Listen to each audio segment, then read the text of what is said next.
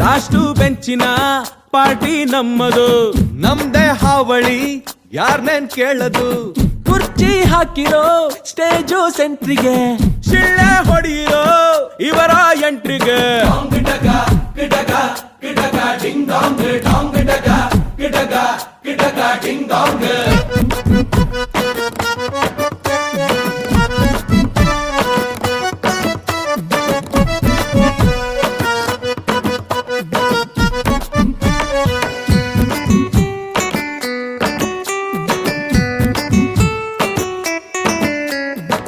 Colourful ಹುಡುಗರೆಲ್ಲ white and white ಅಲ್ಲಿ, ಭಾಷಣ ರೆಡಿ ಇದೆ ಬಾಯ ತುದಿಯಲಿ.